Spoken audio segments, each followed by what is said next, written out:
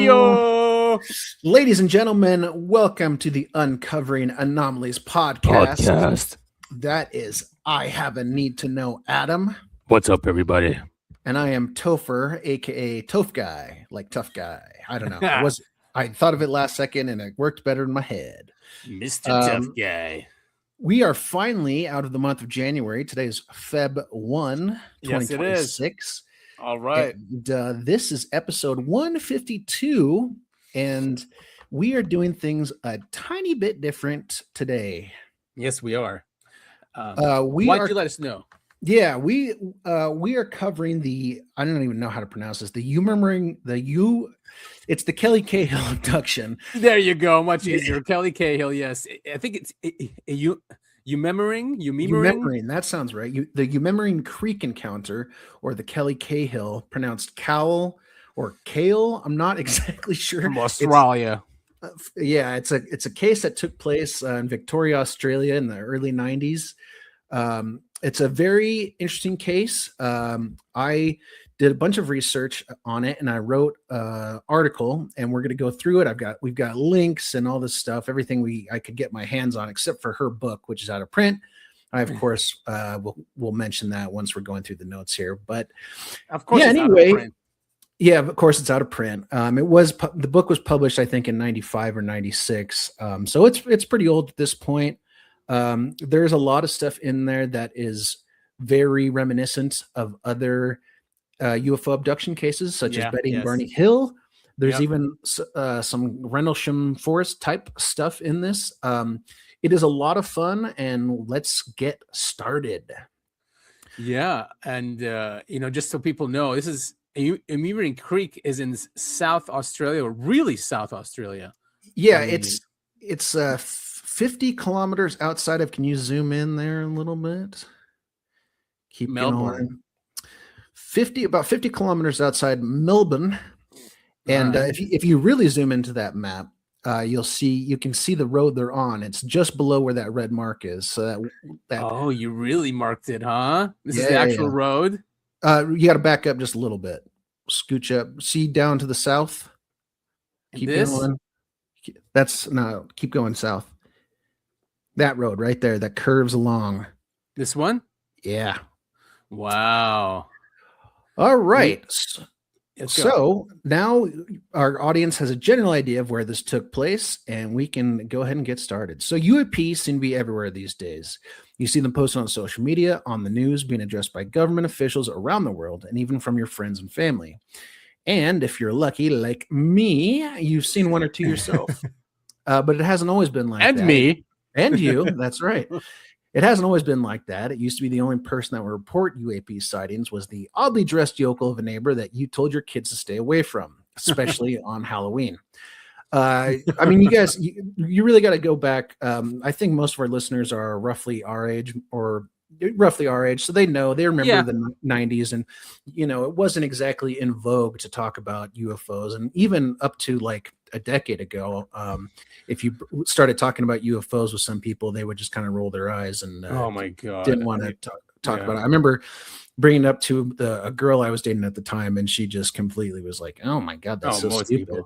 Most people, especially girls. Well, okay.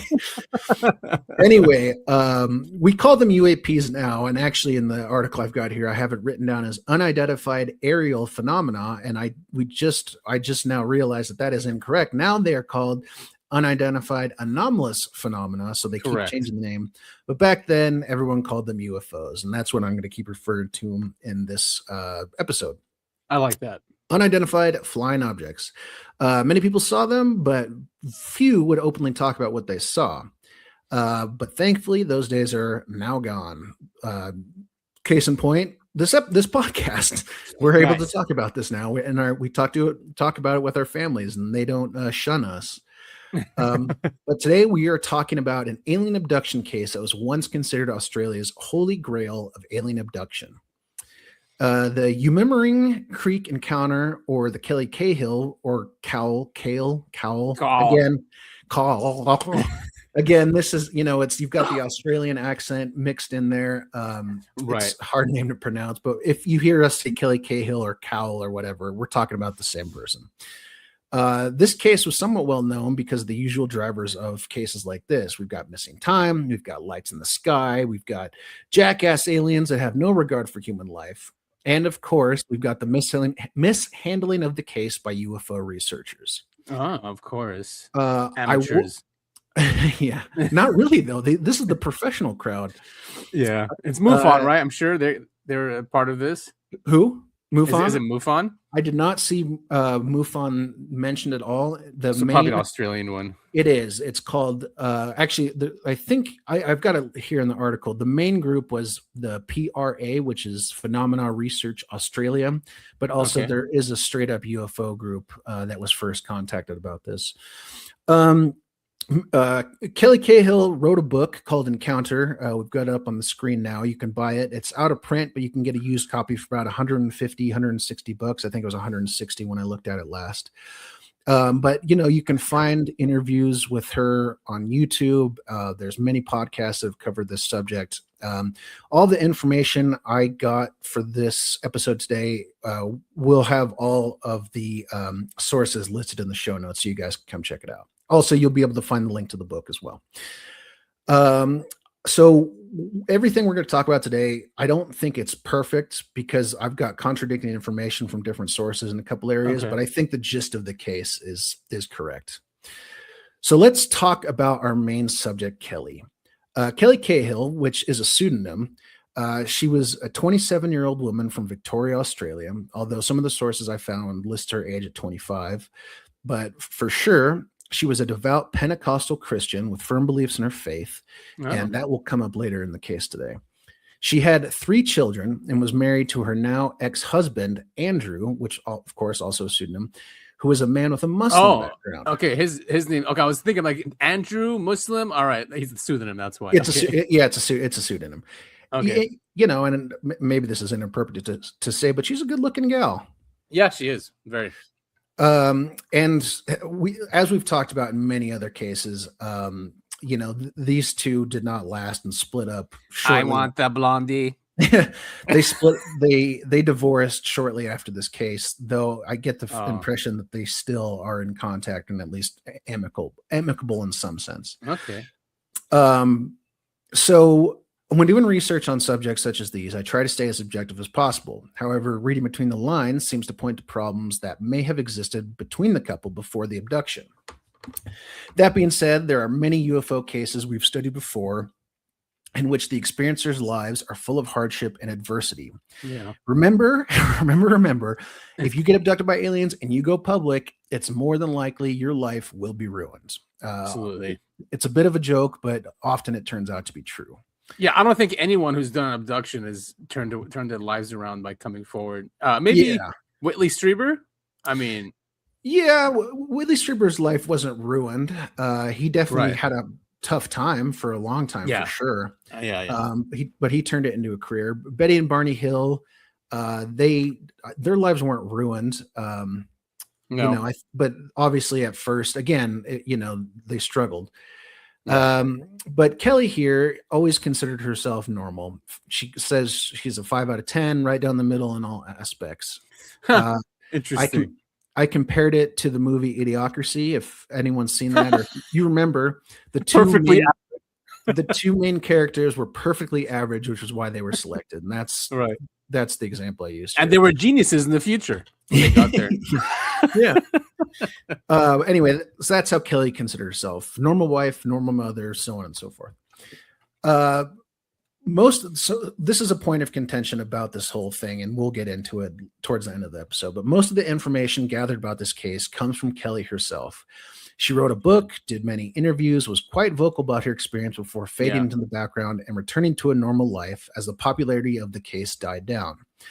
As we will discuss later, the organization leading the investigation, the Phenomena Research of Australia, or PRA, they seemingly did investigate thoroughly, but frustratingly did not publish or release their findings. What? We will get there. We will get there. Okay. All right. Do you want to take the event? So the event on the night of August 7th or 8th. Oh, I like those dates. Again, Okay. 1993 in Victoria, Australia, Kelly and her husband Andrew were driving to a friend's house for a birthday party. They drove in silence down Belgrave Hallam Road in Nar Warren, the general location of which we can see right on this map right here.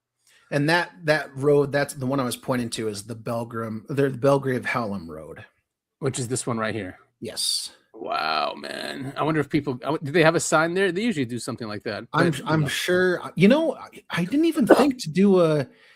If you if you change the Google Maps to like the actual view, I wonder if there's something there now. I'm sure they've got some sort of memorial. I was thinking, I'm like, how do I make it into the?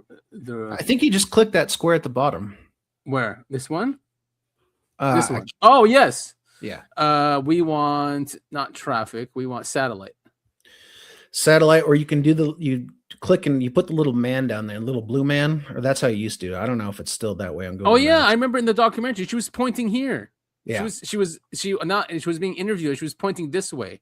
Yeah, this was the field. Oh yes, yeah. Whoa, I didn't mean to do that. All right, sorry. Let me get back to that.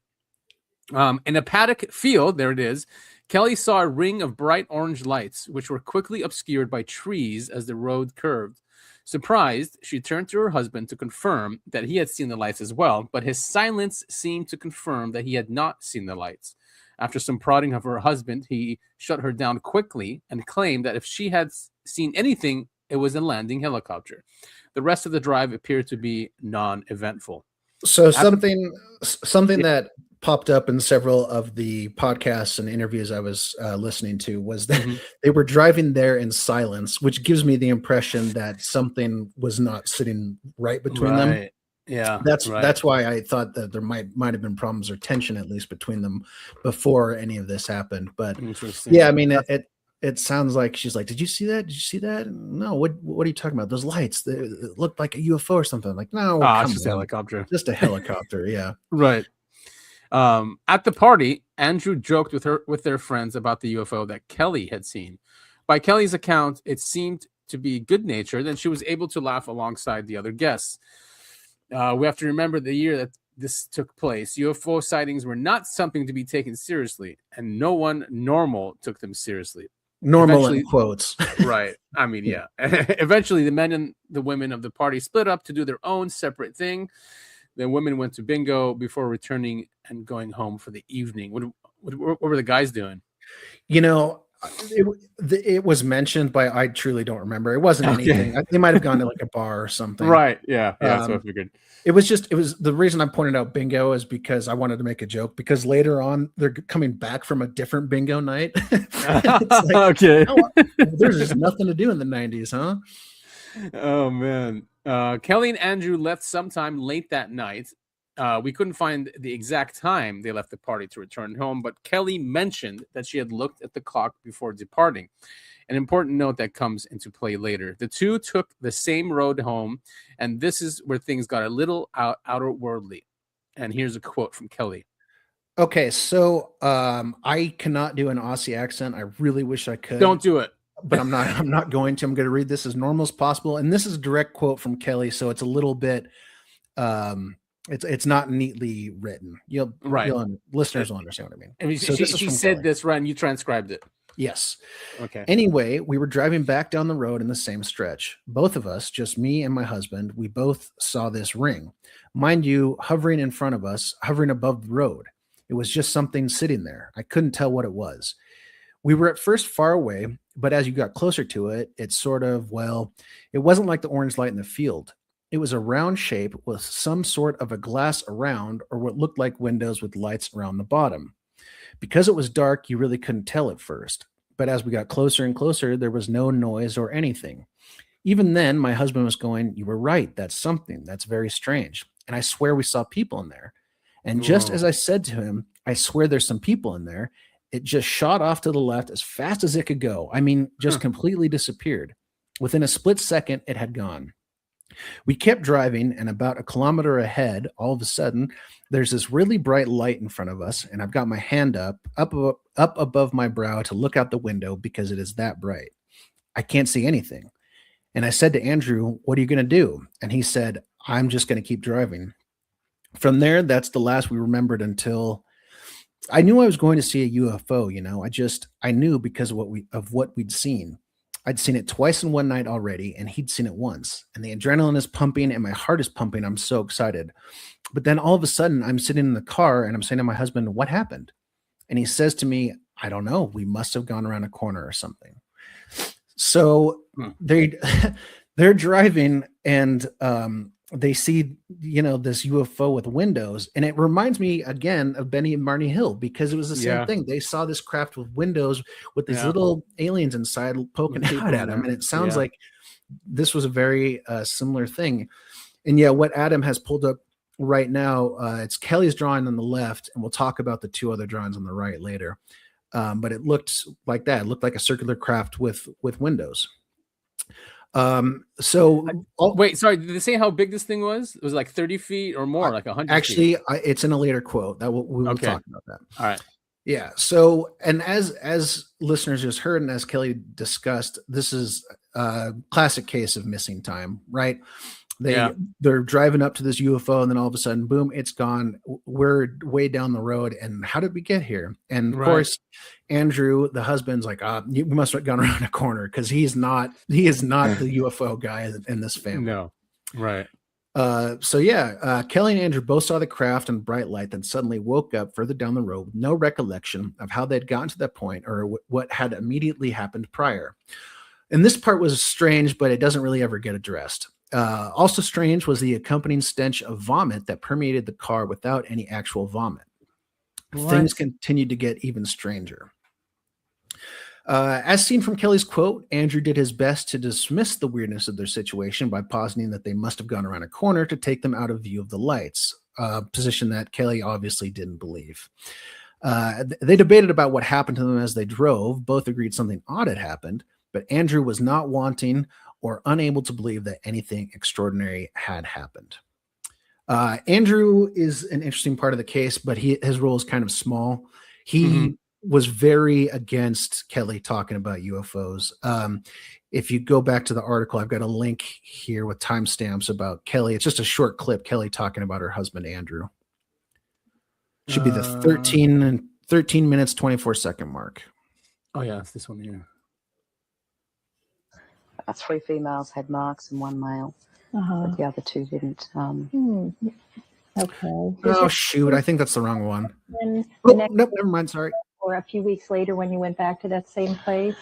My husband, he remembered seeing the craft in the sky, and but whenever I mentioned anything out on the field, he would go absolutely ballistic. He would get really, really angry, and he denied it for a long time until about 2.5 years ago, when he finally came out and said, admitted that, he remembers what went on out in the field, and he has memories of it too. And he's also seen these things at other stages throughout his lifetime before this, which really surprised me after all these years of him denying it. But you have to understand, he comes from a Muslim background, and everything to him was anything to do with UFOs or this was totally demonic. So his idea was not to touch it, not to think about it, not to do anything with it. He was trying to deny this whole event occurred. Yeah, now, forget it and it'll go away. Yeah, which obviously, as you know, doesn't work. Now, what about your background? What is? Yeah, we can. He probably thought they were jinn.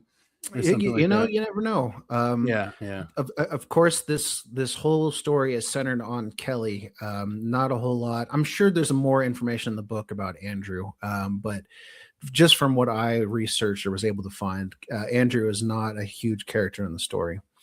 Right. So obviously Kelly there talked about his Muslim background, and at the time, again, you don't mention you saw a UFO and aliens to your friends and family, because they'll put you in the nut house at the time. Right, or think you're possessed or something like that. Yeah, depending on who you're talking to. Yes, and that seems to be the main factor as to why Kelly and Andrew were at odds when Kelly came out to tell the world what happened.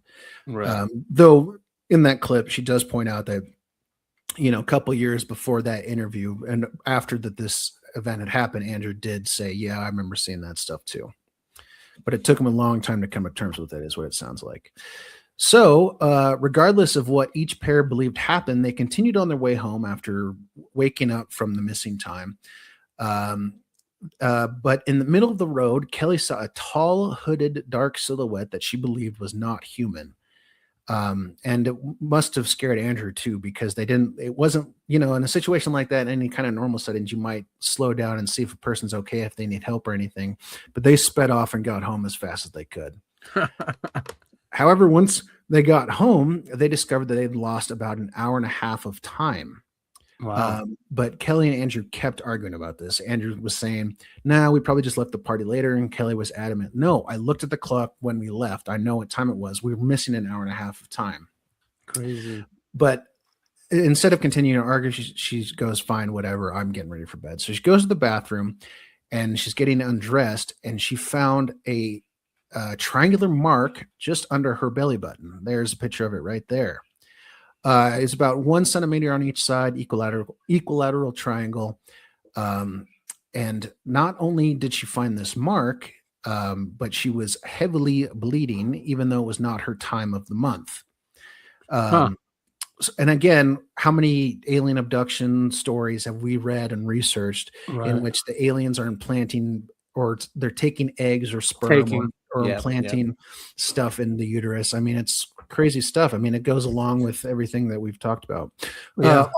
Also, how many times I had to hear the word navel spoken over and over again.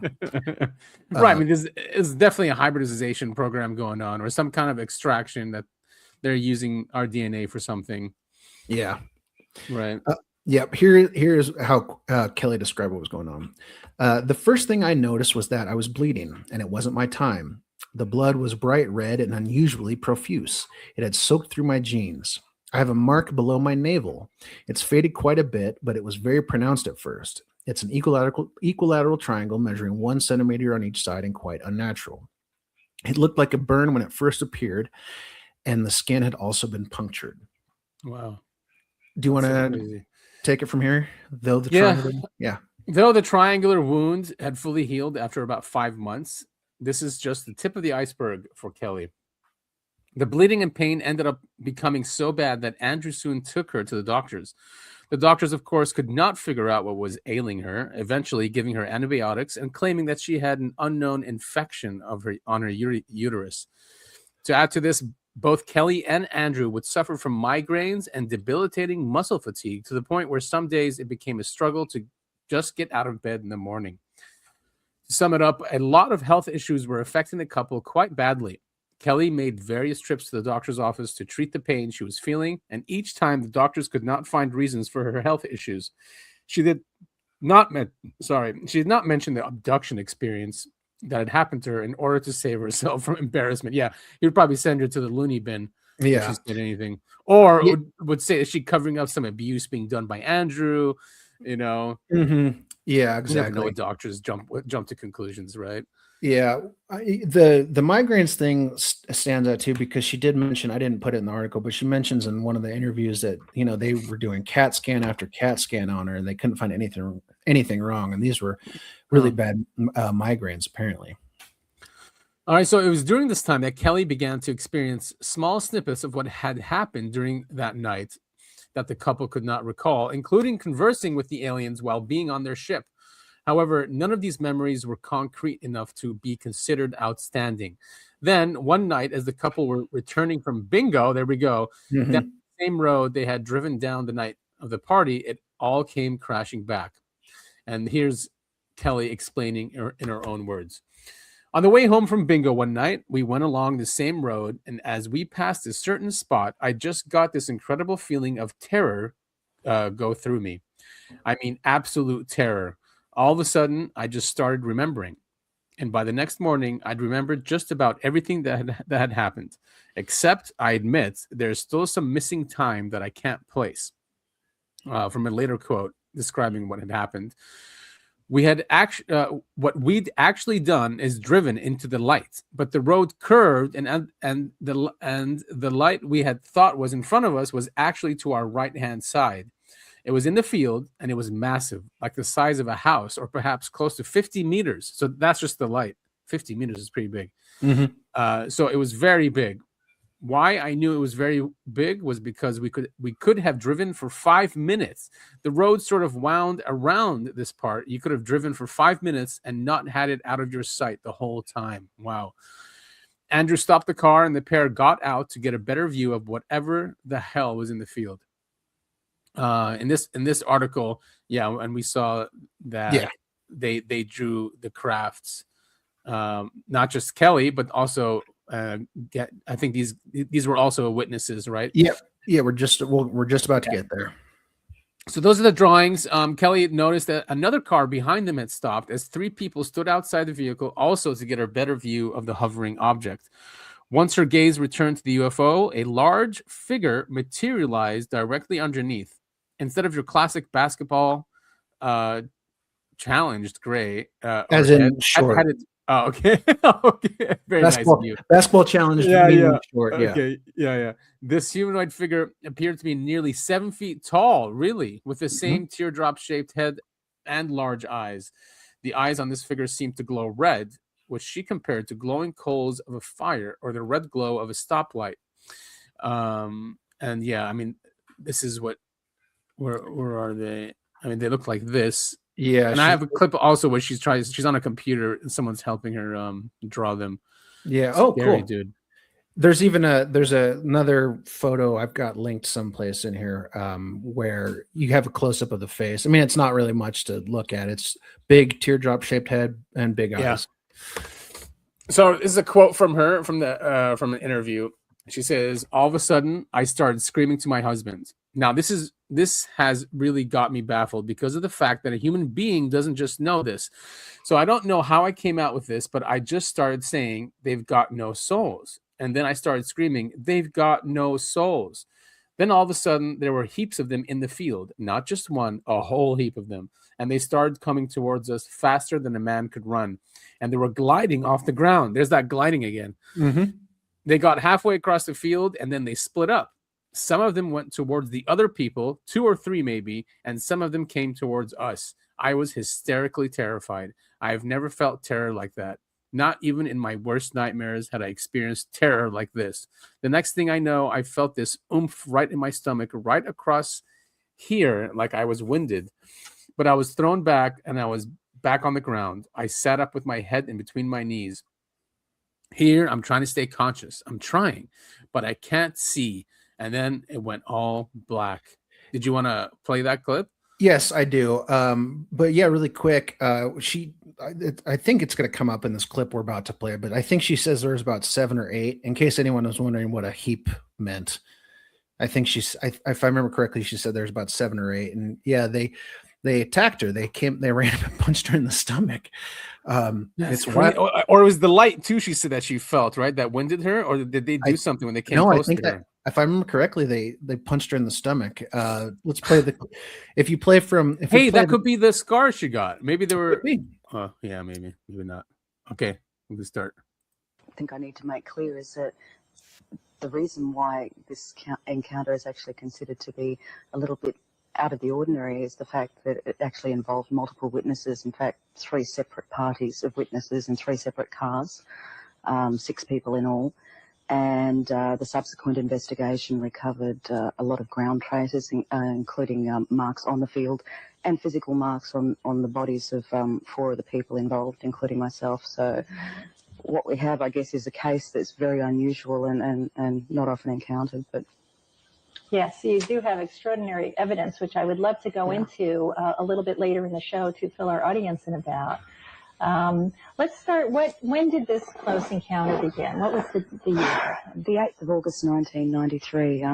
My husband and I were driving home from a friend's house in the Dandenong Mountains, which is probably about 50 kilometres out of Melbourne. Mm-hmm. And I guess we saw at about twice the height of the treetops from several hundred metres away, something that looked like at first like a blimp. But as we drove closer to it, it looked like a circle of round orange lights. Except in those lights, there appeared to be figures standing in the shadows. Inside, behind the orange lights, you could see silhouettes of tall, dark figures. And I had enough time to say to my husband, look at the people in the windows, when it shot off to the left of us, and in a couple of seconds, it was totally gone.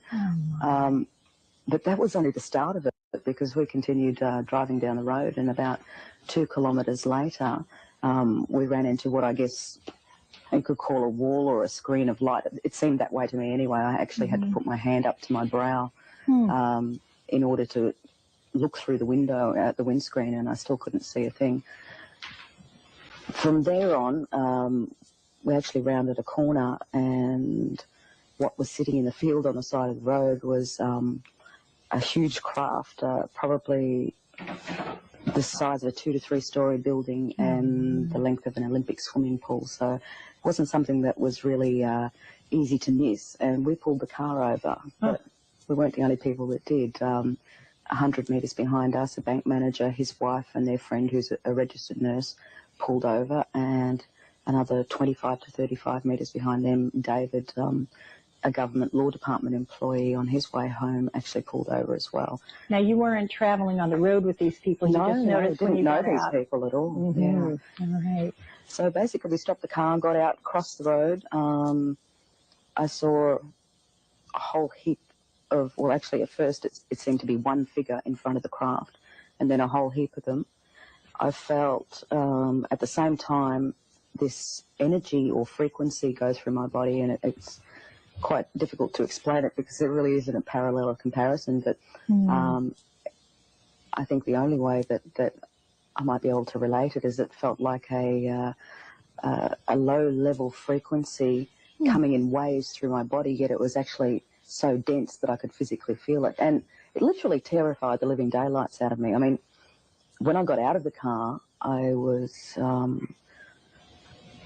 exhilarated, you know. I wasn't frightened when I got out of the car. All I could think is, this is absolutely amazing, and we're seeing something that most people wouldn't get the chance to see in a million lifetimes. And all of a sudden, that euphoria changed to absolute horror.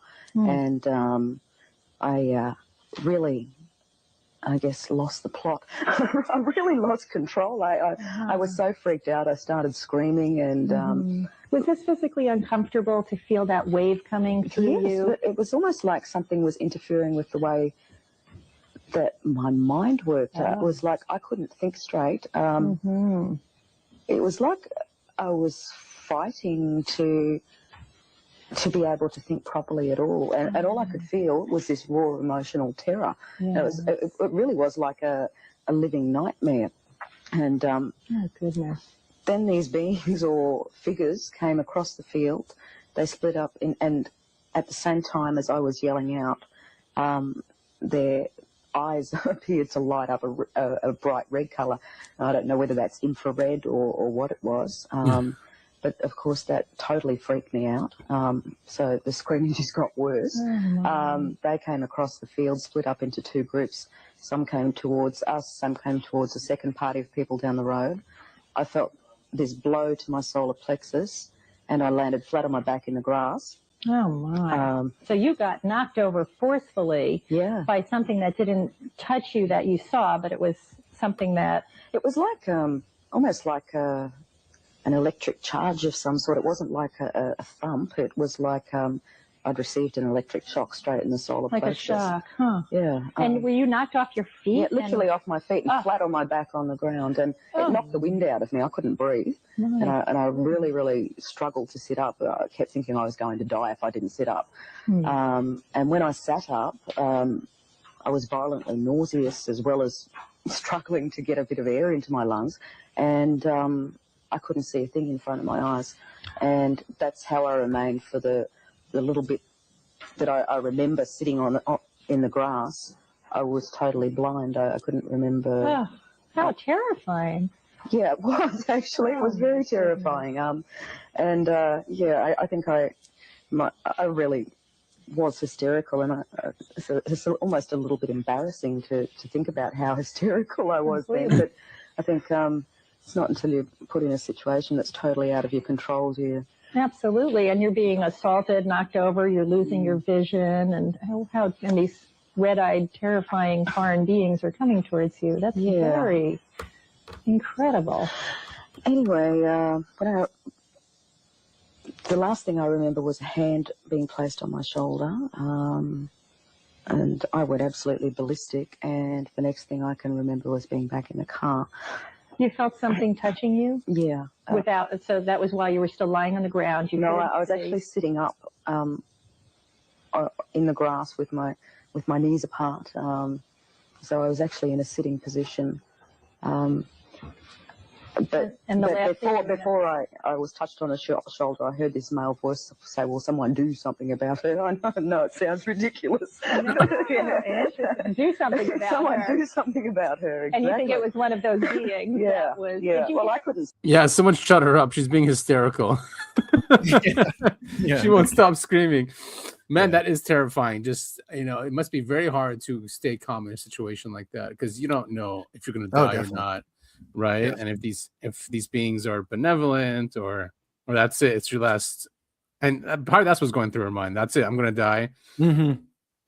Yeah, but listening to that back, it does sound like she was hit by some sort of like a directed energy weapon or something. She said something like that. Yeah.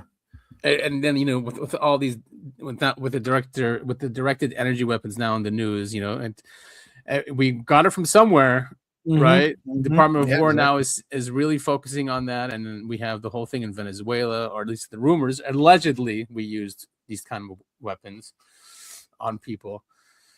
So man, that's okay. And now this is she doesn't go into what she remembered yet, right? This is just the initial. No, this includes, because if you remember, all she remembered was they saw the bright light in the field, then all of a sudden they were down the road a little ways. So this is after she recalled what had happened, after they saw the light in the field and stopping the car and stuff. She didn't remember that at first. This came later. Got it. Okay. So after the event, Kelly repeatedly was plagued by horrible night terrors. During these night terrors, the creatures from the paddock stood in her room, now wearing hoods, and continued to do whatever it is aliens do to us. And here's a quote from that. And these dreams seemed very physical. In these moments, I know I'm dreaming, and I've got to wake up out of them. But in this particular one, I felt as if my legs were being pulled off the bed, and it was like I was paralyzed from the waist down. And my legs were being pulled over to the side, yet I could almost use the top of my body. Then I'm grabbing a pillow, trying to hit my husband to wake him up, and I'm fighting this. I'm not going to let this thing drag me off the bed by my legs. Then I woke up and saw it there standing again. It didn't scare quite as much this time. I was still terrified, but just not as much fear, because each time it scared me, it was the same power like I felt out in the field that night. So it's a kind of paralysis, right? And I mean, what I found interesting is she talks about that hum, which nowadays everyone talks about it, but this was like earliest I think I've heard of this going on, really. The hum, and she said it was affecting her brain, her thought process. And it gets even more interesting in just a little bit here. We'll talk about the experience she had before all of this started and how it probably is related to what had happened to her in the field. Yeah, and I'm pretty sure this hum just induces some type of paralysis. Because you can do binaural beats, right? Just by listening to different sounds on headphones, and you could induce a certain frequency. So maybe that's what their technology is doing. But it's interesting that she could, she felt that energy. But both times, in the field and at night, when this kind of stuff was happening to her. Yeah, crazy. That quote is just from one of the times, one of the night terrors she had. But she was having these kind of things continuously. Whatever had happened to Kelly seemingly wasn't quite over yet, and it's hard not to let my imagination get away from me here. Were they trying to collect some specimen they left in her? Were they trying to do some last-second repairs on her uterus? Were they missing the key to their ship and just checking the last place they suspected it would be? Us lowly humans will never know exactly what their intentions are. But I won't cross out the obvious. It's definitely possible that these are simply nothing more than nightmares created out of the trauma that Kelly experienced. Yeah, it's possible that all of this, she was being attacked in her sleep, at her home, or she had some really serious trauma that was coming, drifting out of her subconscious. Yeah, it could be exactly PTSD. I mean, it happens. Yeah, even in normal, like people that go to war, they have night terrors about it. So yeah, it could be that. Yeah. So early on, I talked about her devotion to her religion as a Pentecostal Christian. Something that I don't think made it into my writings here. Kelly this caused her to lose her faith completely. She did not. Oh, She did not lose her faith in God. Just okay. she lost her belief in her Relig- faith because, in her words, she said faith was not equipped to help her deal with what she had dealt with. She had believed there was some truth of the universe revealed to her that faith just couldn't, sit alongside with in her mind. Or answer. Yeah. Yeah. So as Kelly was quoted above, she became convinced and terrified that the creatures have no soul. That in and of itself was a religious thing, right? But there's another religious portion to this story that took place a few weeks before the incident. Oh. One night, while Kelly was in her room praying for guidance, she had what she considered at the time anyway, a highly religious and spiritual experience. Here's Kelly. One night, I was in the room praying my heart out to God for some indication that he really cared about me and truly accepted me. I was doing this hour after hour, and then I said a particular thing. Why can't you be closer to me? I want you here. I want your pure presence. As soon as I said this, an incredible thing happened. I suddenly felt a breathtaking, overwhelming presence in the room. A surge of energy washed over me, which caused my heart to race, my skin to flush, and my hair to stand on end. I felt a tingling sensation all over my body. That might not make it seem like much, but my heart was pounding so hard that I was on the verge of blacking out. And I stayed like that for 15 minutes solid. I was unable to move or speak or get up. I was afraid that I would have a heart attack if I did move. During that 15 minutes, it seemed to me that something was being poured into my head like a high-speed data transmission. I couldn't hear it, or at least I couldn't catch what was being transmitted, but there was no denying that it was going on. And I stayed there in this strange, altered state until it was finished. When it finally left me, I had the clear idea that my prayer had been answered by God by showing me a small taste of his power. I couldn't handle it. It seemed that a point was being made. If I couldn't take even that little demonstration, then how could I possibly handle his full presence? And I got the message. After that realization, about a minute or so later, I found I could get up. So I stood, but my whole system was in shock. My entire body had been seriously affected. And the nearest thing I could think of to describe it, it is the shock of childbirth. Whoa. My knees were like jelly and all the color had been drained from my face. I was experiencing the symptoms of real physical shock. And when I finally looked at the mirror, I almost didn't recognize myself. The obvious question is why I connect this to UFOs if at the time I was sure that the event was related to God. The answer lies mainly in the presence of the energy I felt going through my body. It was a very similar energy that I experienced during the encounter, except that my interpretation of it was totally different. Great insight from Kelly. And that happens a lot. Like these events do happen when people are going through trauma. And she was apparently asking for something like this, right? Yeah. So crazy that made her dismiss her religion, but not God, right? Yeah, I mean, it was it's great insight from her, but once again, she felt the energy of the aliens, or the event, and she thinks back to her religious experience, goes, whoa, those energies feel almost identical. Now I don't think it's, a thing with God. It's somehow related to the UFO or the aliens. Yeah, I mean that brings in, there's a lot, in the lore of abductions or of aliens, of that they're in the afterlife as well. That they, for some reason, they're in that realm as well. Yeah, really, really cool stuff from Kelly. At the time, and as a very religious woman, Kelly took this as a sign from God. We just talked about this. But yeah, I mean, it's one of those things. I ask here, did the state of her mind leave her open to an outside entity flagging her for pickup? It's just alien stuff, man. We don't really know. I mean, I'm sure they probably have different sensors. You know how we have infrared sensors and radios and all that. Maybe they have sensors for consciousness that does connect to the divine. They might get alerted to it, that this person, for some reason, that people that are able to connect to the divine in some sense, they are interested in. Yeah. Right. Or Exactly. that's their mission. I don't know. Maybe someone's asking for something. God says, go give them an experience kind of thing. Yeah. Right. I don't know.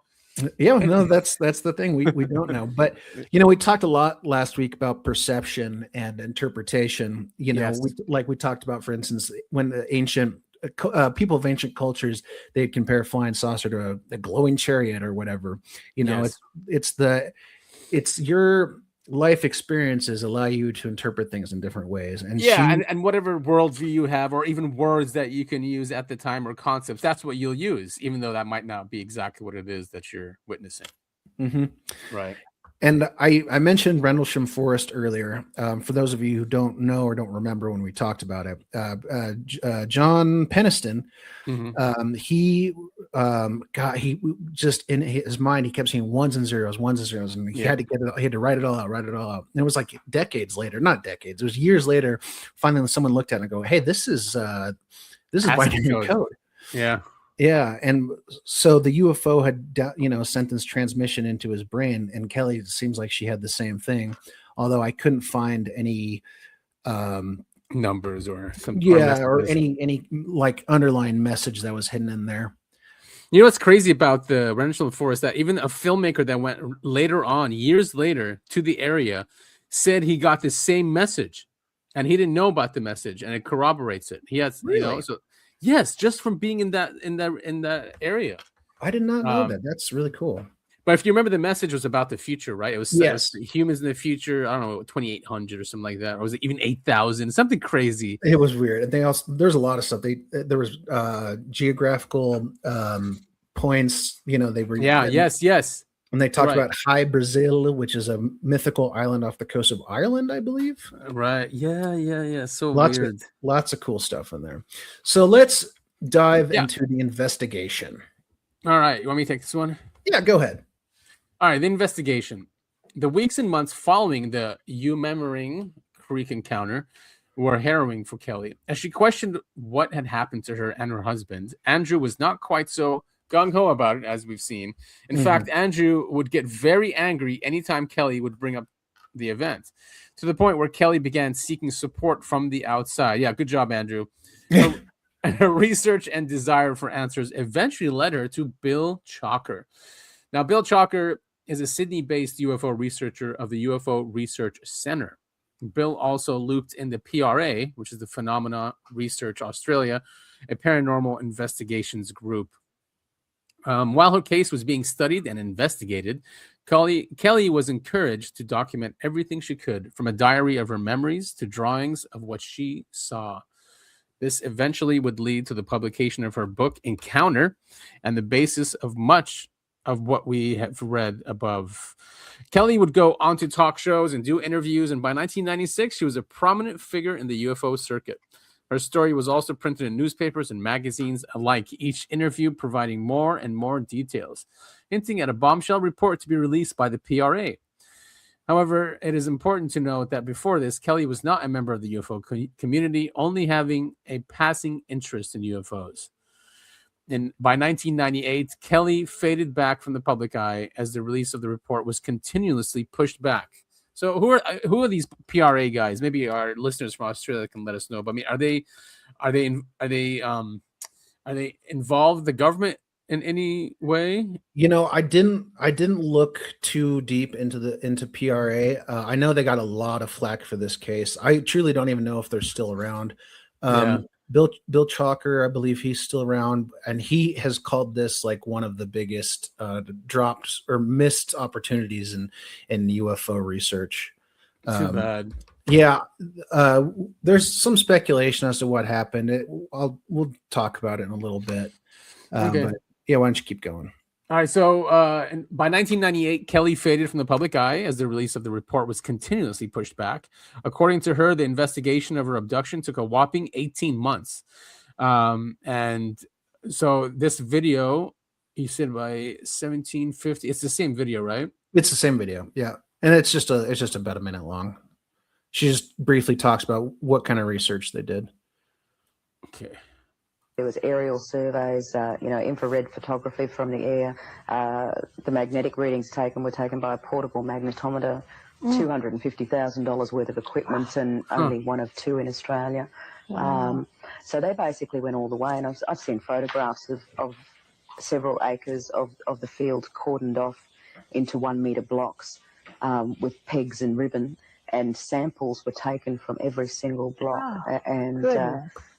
several times actually, and sent to two separate individual analysts.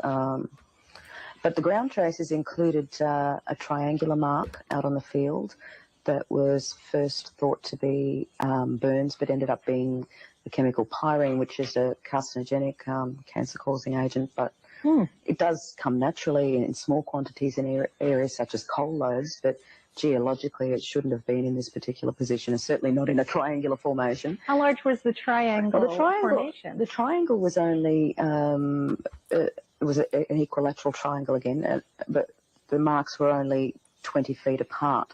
However, there was another very large magnetic anomaly in the shape of a semicircle.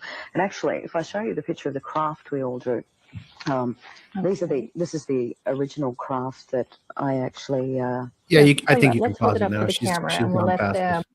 Is this Half-Life they have in the background? yeah. There's a bunch of different weird videos in the background of that. I think, like I was telling you before the show, it's not a great video. It's a good video because there's a lot of good content, but yeah, they put the actual interview part in a tiny corner of the screen, and I think so they don't get flagged. Trying to avoid getting it taken down. So that's crazy, man. So I mean, so that study included studying the field that the craft had been in, poring over her own documentation and interviewing other witnesses. Kelly had spotted another. We have to remember that Kelly spotted another car with 3 passengers that also got out to examine the craft. PRA was able to track those witnesses down by placing an ad in a local paper, asking if anyone in the area had seen anything odd in the skies that night. And not only did PRA find those 3 witnesses, they had also found a banker who had been on the road that night as well. A lone banker, right? Mm-hmm.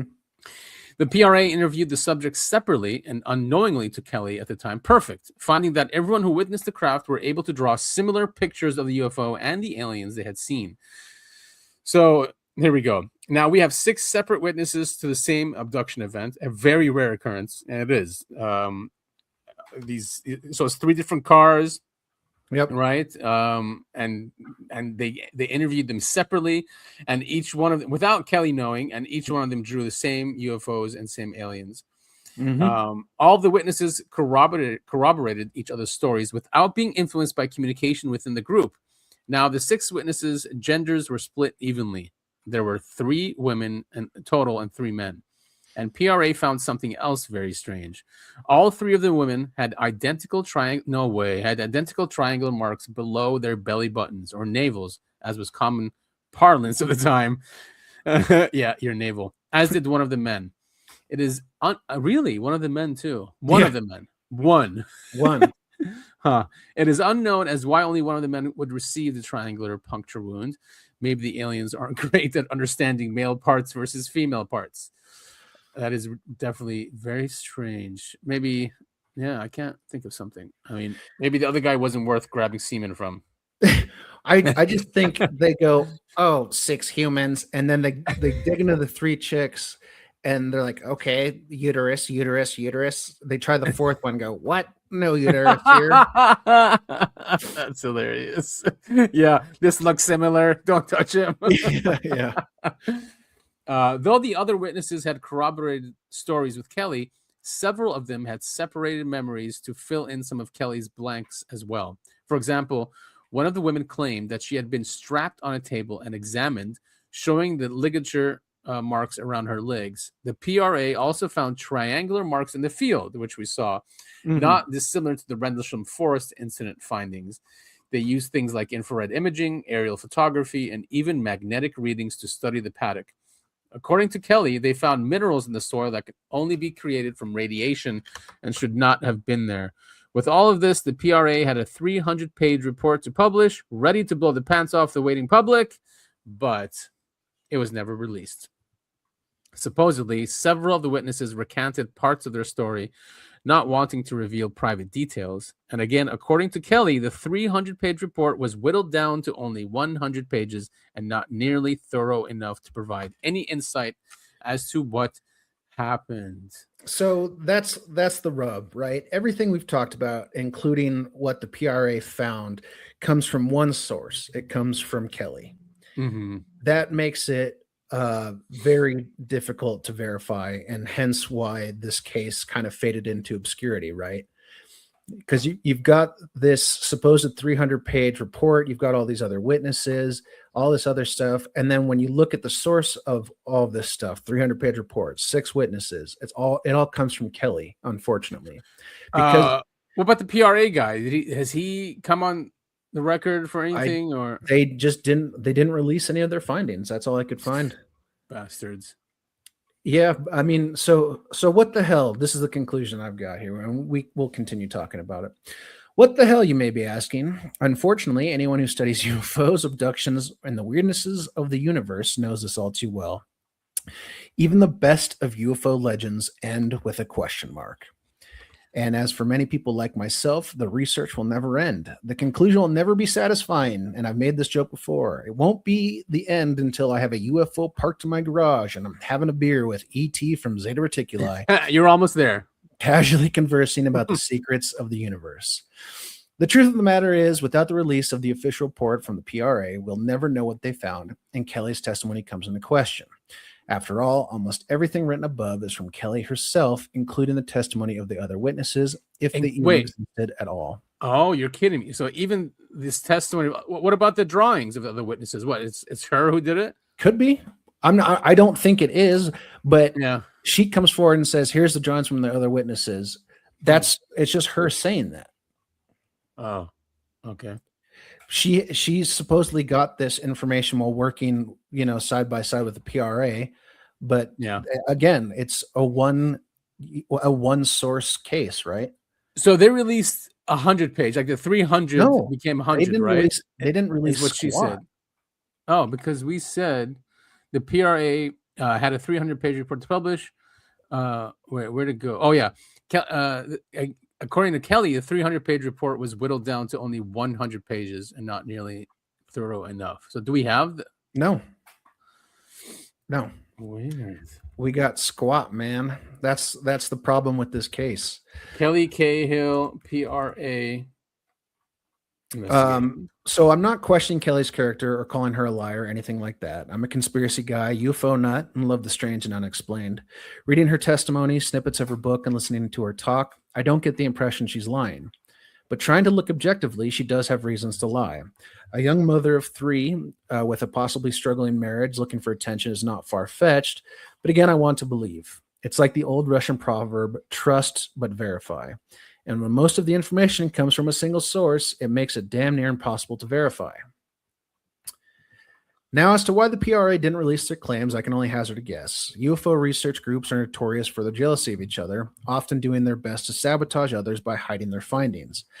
After all, UFO research is conducted by man, and man is quite fallible.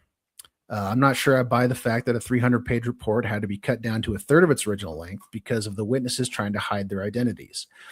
UFO researchers publish their findings all the time without compromising the identities of the witnesses. Also, it's possible that the PRA dropped the case when they found that Kelly made it up to make a quick buck. Without them releasing their findings, we just won't ever know.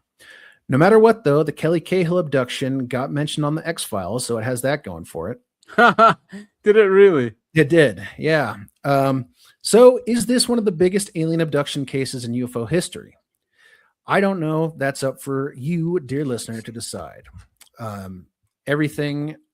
of the stuff I got research from is going to be linked in the show notes. So check it out for yourself and see what you guys can find. But it looks like you did find something here. Yeah, this is on the Black Vault. And, he's known for FOIA. He submits FOIA requests to the government. So this is on his website. It was a case file. It says update December 6th, 2002. On the Cahill case, PRA and openness. It should be noted that the above comment in the 94 IUR report was prepared on the assumption that the PRA comprehensive report on the affair was about to be released. Despite nearly a decade passing, John I don't know how to pronounce his last name, but he was the head of the PRA. John Aschedel and PRA have not released the report other than a few fragments of information. As the researcher responsible for passing Kelly Cahill onto PRA in the first place, principally because I am New South Wales based, and the incident occurred in Victoria, I have to say now that decision was, in hindsight, a mistake. So this is the guy we mentioned in the article, Bill Chalk or something. What was it? Hold on a sec. Let me see if I can find it really quick. Bill Chalker. That's I'm assuming that's him talking, because he was the one that sent Kelly to the PRA. Yeah. Where was I? My comment. Okay. My comment in the 94 report, John Shuttle and the PRA, was entirely based on conversations with a Shuttle and discussions with Kelly Cahill at the time, 93, 94, and in retrospect should have been qualified more accurately. While a Shuttle and PRA may well have been thorough in their investigation, in reality, there's no way to absolutely verify this, which is what I'm saying. Yeah. Because of their unwillingness to release the report and data on the case, PRA have offered some seemingly unusual and convoluted explanations for this lack of sharing. Okay. I have long encouraged openness in sharing my UFO research. My website is in part an expression of my position on this matter. My attempts to encourage PRA in this direction, from my perspective, have been very disappointing and have instead led me to not to refer cases to John Shuttle and PRA. Unless PRA changes their apparent lack of transparency and openness, researchers and witnesses should carefully consider the wisdom of cooperating with the PRA. So there you go. Like, so he's saying they might be just like a intelligence thing to just, what is it called when they grab and cover it up? I forgot what that's called. There's a whole host of reasons it could be. Like I said, maybe they want to keep it all to themselves. Maybe this John Shuttle, the head of the PRA, maybe he's one of those guys where the truth is too dangerous and the public couldn't handle it. Yeah, something like that. Exactly. Yeah, because if they're able to prove things scientifically in this physical evidence, then that kind of proves the case, and it could, just scare a lot of people in the public that, we can't do anything about it. Or it's like I said, and I don't think it's the case, but it's possible that they found that Kelly was making the whole thing up and trying to avoid embarrassment on their end. They just didn't release their findings. Well, that would be unfortunate, wouldn't it? It would be very unfortunate. But yeah, I did find this clip from Australian TV. If you want to, it's just a few minutes. Yeah, for sure. Let's listen to it or watch it. Yeah. Be between 6 and 8, I would assume. Okay. They're fairly intense? Or? Yeah, they're very close together as well. Right, okay. 4 years ago, Kelly Cahill was a mother and housewife with no interest in spaceships or aliens. Now she's using technology to reconstruct images of her own encounter. It does give the idea of the lights there, but, the brightness of the light, it gives a good impression, except that the colour doesn't seem right. Kelly's account starts in August 1993. My husband and I were driving up to my girlfriend's place in Monbulk, which is in the Dandenong Mountains. We were driving on Belgrave-Hallam Road, and it was just on dusk. I saw what I thought was round orange lights in the field. It looked unusual to me. Later that night, retracing their route home, Kelly noticed something else unusual.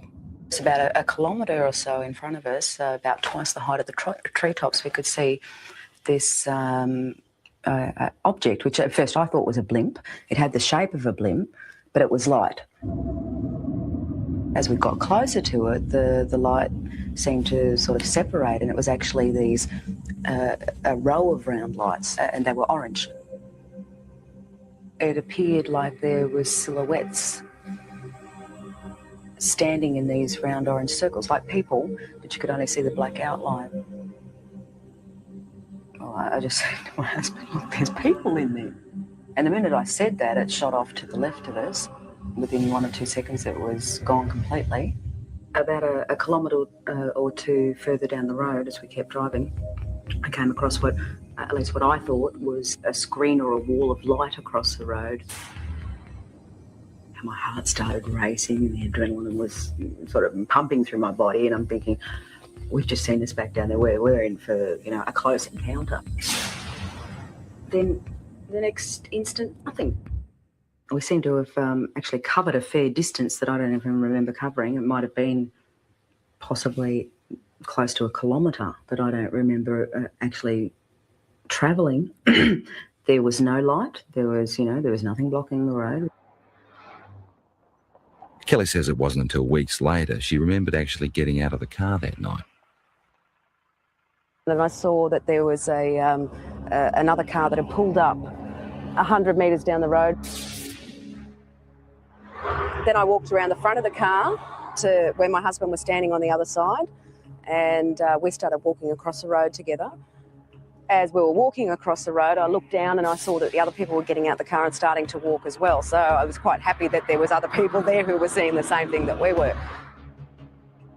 And we walked up along here to where the fence is. Right out in front of us is this huge craft. I was totally awestruck. It was science fiction coming to life. There wasn't any fear then. It was just all total awe. We stood here, I guess, side by side, my husband and I, for about 30 to 45 seconds.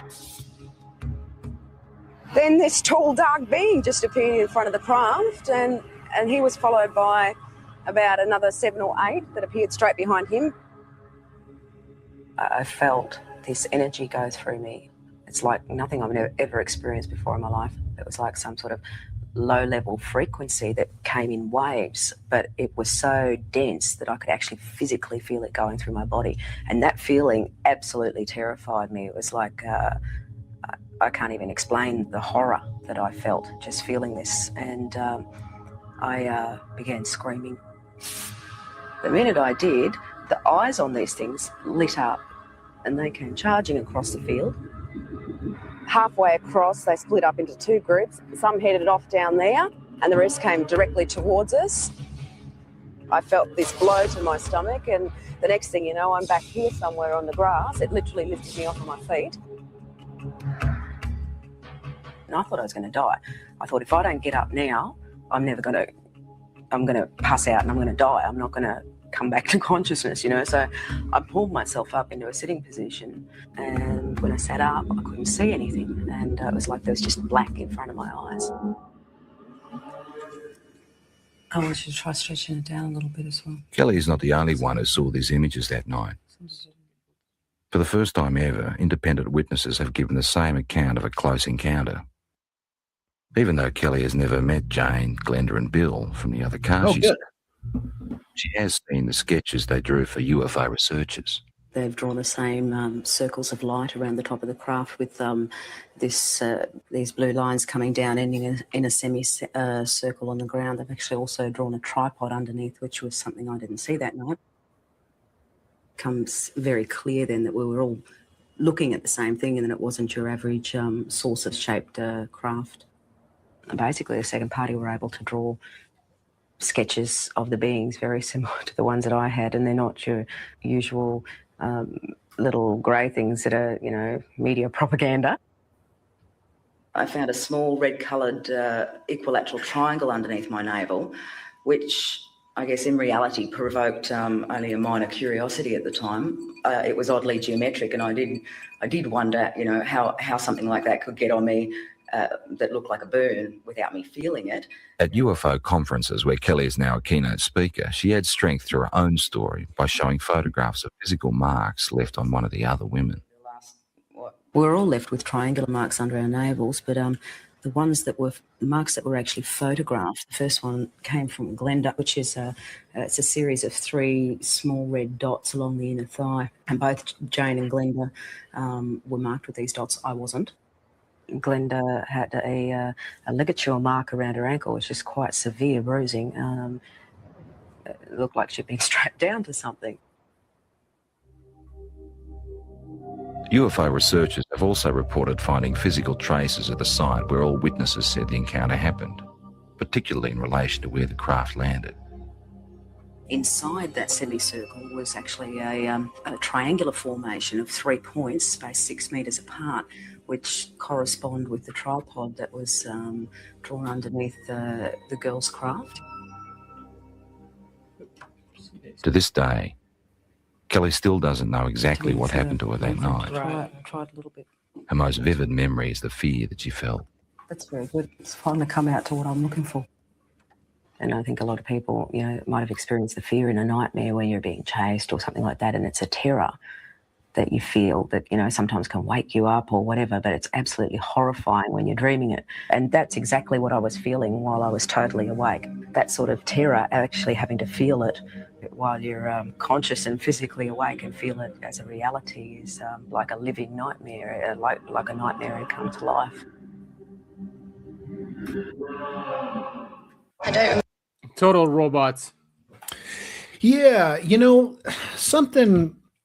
Maybe this is a little too X-Files, maybe, but a thought crossed my mind that maybe she accidentally saw military and, in weird suits, flying experimental craft, right?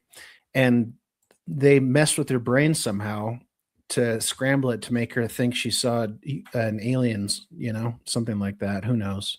It could be. Like I said, that's is there a pretty out base? there. I mean, I know there's a huge base in Australia that we have, but is it near that area? I have no idea. But What's that even base if called? it wasn't, who's to say there's not another secret base someplace?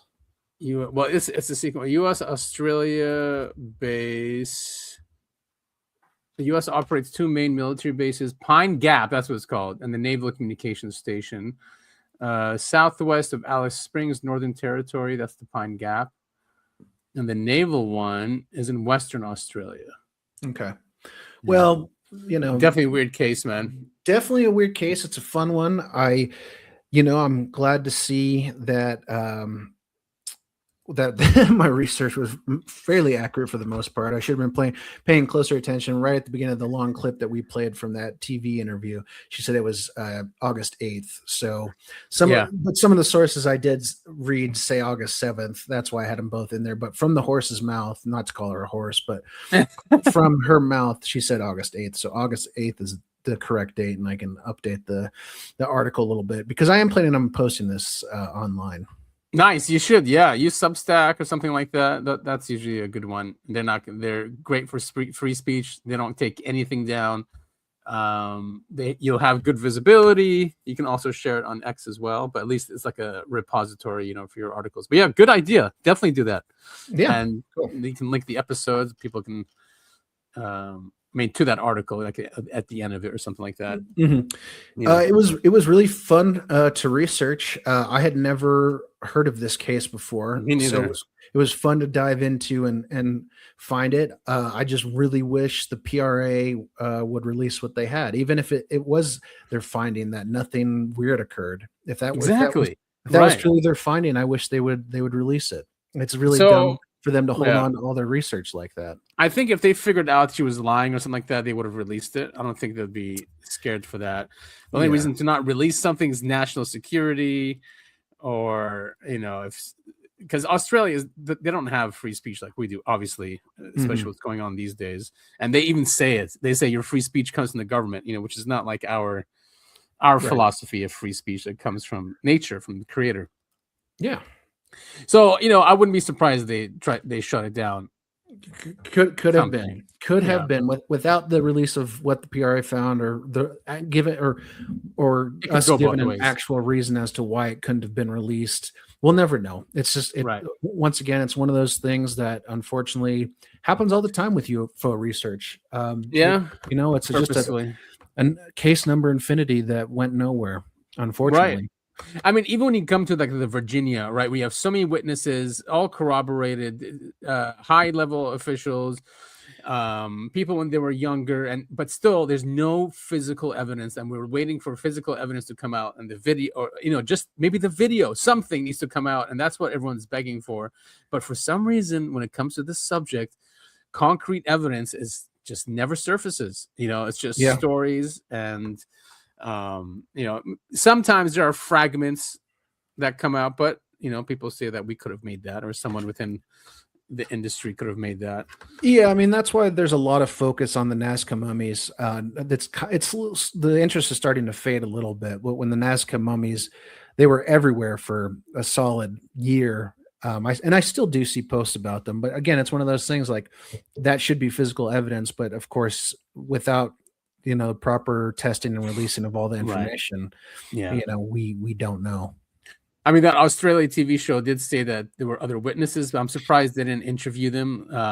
They made it sound like it wasn't from her who said it. Like they just again though, it's one of those things that those witnesses were working supposedly, right? We're working with PRA. That's where the drawings and photographs supposedly came from.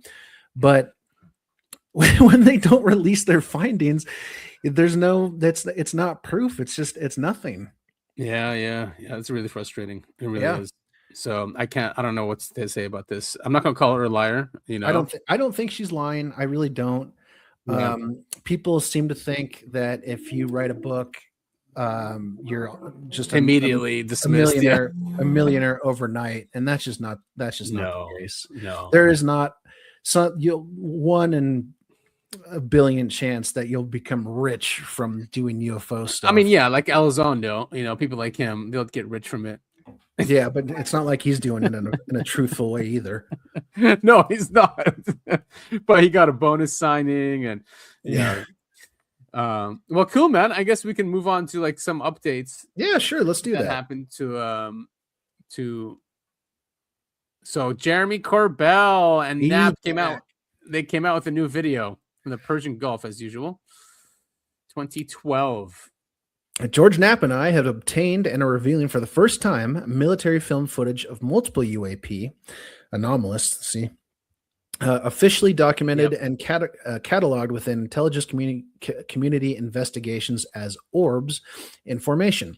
Official designation of UAP was made by the United States intelligence community and the Department of War. This designation is currently maintained. Let's see. Here's the event description. Filmed by a platform operating under the direction of the U.S. Air Force. Objects were observed and actively tracked. The UAP appears to demonstrate abrupt directional changes and intelligent control. Absence of traditional propulsion or thermal signatures during performance were noted in documentation. Origin, intent, and capabilities remain unknown. Ooh. 2012. I think it's a triangle, but let's just see. It could be a triangular craft. So this is taken from MQ-9 Reaper. Is that what they're called? I have no idea. So this is taken from a drone. Looks like it's an infrared. And I guess they do move. But it looks like a triangular craft. Yeah, it does. Right, because there's some kind of field around them. Yeah, I mean that could just be artifacts. I mean, it's 2012 camera, as and it's in infrared. Yeah, looks like they're holding their shape. Oh, that one just looks like it's holding its shape. Look at that. Yeah, I mean, we talked about the other video. What was it? A couple months back about the one that got hit by the Spitfire missile. Yes. The same kind of thing where it looked like it partially exploded, but they all maintained formation. All the parts did maintain formation as they moved. That's what this kind of reminds me of. Yeah, but these ones do look like they're mingling a little bit more. Yeah. But we see that a lot where three orbs come together and form a triangular shape, maybe sharing their fields. Yeah, very interesting. Video. Yeah, very cool video. Good job, Jeremy Corbell. Another one, Matt Gaetz was with Jeremy Corbell. Oh, good. And he's a former congressman, and he says some weird shit. He's cool, man. I really like him. Too bad we lost. We always lose the good guys, right? They want to kick Massey out. Marjorie Taylor Greene is on the way out. Matt Gaetz is out. I saw Massey. He tweeted that Israel has been funding attack ads against him nonstop. Yeah. I'm giving him money. If you guys can, you love people like Massey is like the only one left who actually has principles and respects the Constitution, and even votes against Republicans if they're spending too much money or for war. He says it. He's very openly. He openly says it. So we need people like him in Congress. So if you guys can give to Congressman Massey, he's being attacked by Israel firsters, not patriots, because he won't go along with funding Israel. And he's the one who brought the Epstein files out, and they are a disaster. Yes. We might need to spend some time next week once everything has come out, because I keep seeing more and more ridiculous things just as the hours tick by. I know. It's absurd. Disturbing. It is disturbing. It's like a movie. Yeah. It really is. All right. So he's Matt Gaetz talking about ETs and bases. Seen some patterns emerge that are absolutely a threat to national security, whether this is of human origin or not. Look, we have members of Congress who believe that not only are there extraterrestrials on Earth, but that they have built bases and that they are operating out of bases. I have personally met with people in uniform for the United States military who believe that there are hybrid breeding programs going on right now. Now, I've not seen evidence to suggest that all of those things are accurate, but when those claims arise, I get hot under the collar when we just don't get straight answers. Oh man, a hybridization program. He says people in uniform. People in uniform have told him this. That's scary stuff, man. It really is. But it tracks, and it's no longer it's no longer weird conspiracy schizo stuff anymore. It's just like with all this stuff coming about Epstein and the rich pedophilic elite, people, like us, conspiracy people, have been screaming about this for a long time. And now everyone's like, oh, I can't believe this is going on. One of the videos making the rounds on Reddit right now is the Italian, I think she was Italian model, or was she Mexican? I can't remember. But she's outside of a building screaming about how they're eating babies. I have that queued up with some of the Epstein stuff. And I think we played that on the show really early on. Oh, that's an old video. Even when we played it, it was an old video. And people are just now like, oh, I can't believe nobody believed her. And I keep commenting. Of course, it gets people nowhere. It gets nowhere. But I comment like, maybe you didn't listen or pay attention, but we've been talking about this for decades. Exactly. Yes. And usually your reality just catches up with conspiracy theorists. What is a conspiracy theorist? Someone who just recognizes patterns from a big picture point of view that most people, don't want to look at or are not ready to look at until it catches up to them. Right. I mean, God, sorry, we were texting about it the other day or maybe yesterday. I'm still mad about the whole Pizzagate thing and how everyone acted like it was this big conspiracy theory when it clearly wasn't. No, it wasn't. People were using FBI documents, and Department of Justice documents that did, and it was a WikiLeaks emails coming out, right, with Podesta and exactly. It's not like it wasn't. It was just highly disturbing. But now we're seeing it with these Epstein files coming out. Highly disturbing. No, well, this clip. So this is Catherine Austin Fitz talking about how did they hide this money, or even why did they hide this money? That and what would make this real? This secret real, right? Is secret infrastructure, secret bases, secret money. Because that's what people can't wrap their heads around. It's like, right, so this is all out, and people are talking about bases and a secret program, but how is it function, and how do people don't talk about it? Well, we know that the media is extremely controlled, right? So, and the government's not going to tell you about this, but we can track it with money, and that's what Catherine Austin Fitz tells us.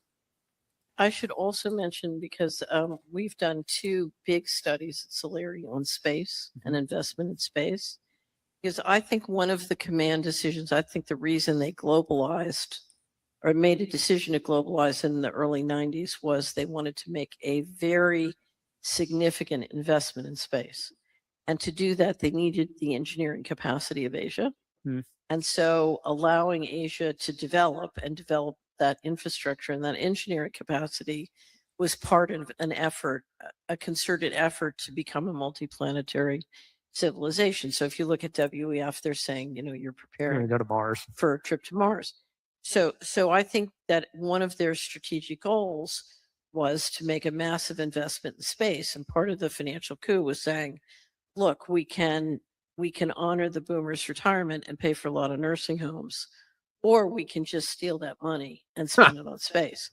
And one of the things you see when you study significant investment in space is that to platform that investment on a secret basis and the invisible weaponry on a secret base, and you needed to build a very significant infrastructure and underground bases. So we have, on one of those weeks where we don't have money in markets, go listen to our interview with Richard Basis. One of the smartest researchers we have in our network and I spent 2 years taking every report or rumor of an underground base in the United States, and we collected it and then systematically went state by state through all 50 states. It took us 2 years. And we estimated, and this is just our guess, that there are 172 underground bases just in the United States. Wow.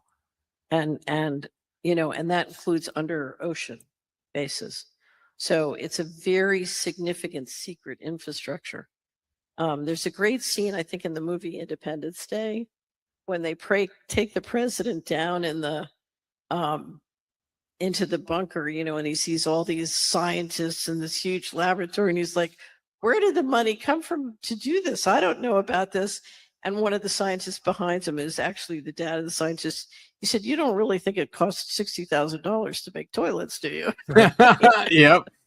That's exactly how they do it. Yeah. They overcharge the government for a pen or a toilet. Exactly. And that money's funneled into black. But that's crazy. So they tracked, there's 172 bases, secret military bases underground that they tracked. So where's the infrastructure? Doesn't surprise me in the slightest. It's Fallout's becoming real life. Yes, I was just going to say that. Like, that's the enclave, It's but their lore comes from reality. They know there's a continuity of government. Those are in the open. Those plans. Yeah. So that's why I love the whole enclave and that lore of Fallout. It's great. Fallout. It's a really good world they've built. Yeah, it really is very impressive. So this also, the Pentagon refuses to search for Immaculate Constellation emails. This is also from the Black Vault. He put in a request to the Department of War about anything they have about Immaculate Constellation. Of course, that's the one that that Matthew Brown, the whistleblower, came out with. We've played him on the show before. He's a great guy. Yeah.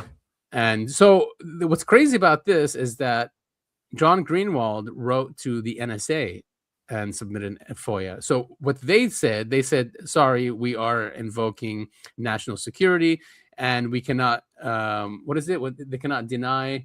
They can neither confirm nor deny. Yes, neither confirm or deny. So that's what they said. And the Department of War said, well, we're not even going to search for it because this is not a real thing.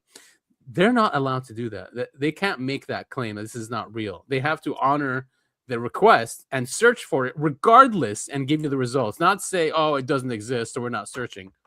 Oh, you mean the government's not following the rules? Color me fucking shocked. It's really frustrating. So I'm sure he already I'm sure he's going after them, what is it called? An appeal. I'm pretty sure he's appealing the case. I'm sure it's going to go nowhere, unfortunately. Yeah, and especially with the way the Department of War is handling things now. They're more secretive than ever. They're kicking out people who, won't just blindly say yes or sign on these new documents that they have, right? Yeah, it's really sad. It is. And of course, Hegseth is like this, Yeah. We're acting like an empire. Ugh, unbelievable. Where is it? Yeah, Department of War Special Access Program. Where is it that they said no? I think I saw it right in the third. Wait a sec. Now where'd it go? Per coordination with the DOW Special Access Program, a component of OSW, a search was not conducted as they confirmed the subject matter itself does not exist, and an extensive email search on the custodian would not yield responsive records. Yeah. Sure, guys. Sure. Yeah, exactly. Well, hopefully his appeal go somewhere. I don't know. I mean, hopefully, but I doubt it. Yeah. Pilates. He was on News Nation with Ross Coulthart. It's a great interview about his upcoming documentary with Bigfoot and UFOs. Cool. And you'll love this clip. It's really cool that he found this. The man says that he's standing there and he sees a Native American walking by him with a huge plate of food. He says, "Where are you going with all that raw meat?" And the guy goes, "No, I can't talk." He walks away and goes up to these cliffs. Well, the guy was best friends with the elders. So he goes to the elders and he goes, "Well, if you really want to know," he says, "do you want to see this thing?" And the guy says, "Yeah." He goes, "Okay, we're going to go up to these cliffs. It's a big person. It's kind of like you and me, big, but there's hair all over the body. He's very kind. He won't hurt you, but we feed him." So this cattleman goes up to the cliffs and he sees this thing in this cave, giant, hair covered, no language, but they kept feeding him this food and it was very polite. So as coming back down the mountain, he asked the elder, "Where does this thing come from?" The Native American says, "Once or twice a year, a flaming moon comes down out of the sky and lands in the meadow right here. And one or two of the crazy bears," that's what they called these, "comes out, walks like you and me, and runs up to the cliffs. And then after that, a man from the inside that kind of looks like you and me waves at us, gets back into the flaming moon, and leaves." And that was in a journal that was on TV in the 1960s. And I include that because there was questions about, well, how did these things get here?